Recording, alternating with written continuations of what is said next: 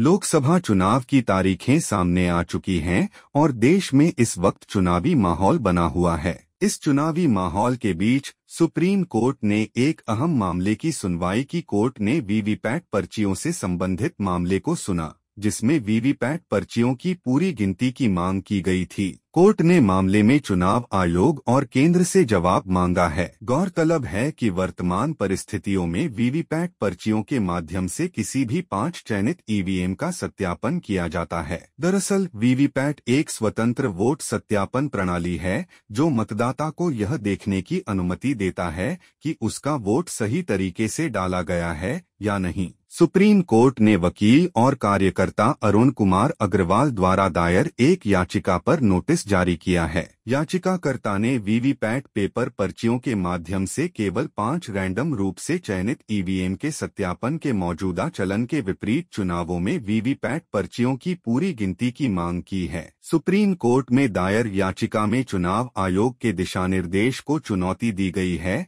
जिसमें कहा गया है कि वीवीपैट सत्यापन क्रमिक रूप से किया जाएगा, यानी एक के बाद एक, और कहा गया कि इससे अनुचित देरी होती है। याचिका में कहा गया है कि चुनाव न केवल निष्पक्ष होना चाहिए बल्कि निष्पक्ष दिखना भी चाहिए, क्योंकि सूचना के अधिकार को भारत के संविधान के आर्टिकल 19(1)(a) और 21 के संदर्भ में भाषण और अभिव्यक्ति की स्वतंत्रता के मौलिक अधिकार का हिस्सा माना गया है। मतदाता को आर्टिकल 19 और 21 के तहत सुब्रमण्यम स्वामी बनाम भारत चुनाव आयोग 2013 में इस माननीय न्यायालय के निर्देशों के उद्देश्य के अनुसार अपने द्वारा डाले गए वोट और वीवीपैट के पेपर वोट द्वारा गिने गए वोट को सत्यापित करने का अधिकार है। याचिका में चुनाव आयोग को सभी वीवीपैट पेपर पर्चियों की गिनती करके वीवीपैट के जरिए मतदाता द्वारा डाले गए वोटों के रूप में दर्ज किए गए वोटों के साथ अनिवार्य रूप से क्रॉस चेक करने के लिए ईसीआई को निर्देश देने की मांग की गई है। याचिका में चुनाव आयोग को यह निर्देश देने की भी मांग की गई है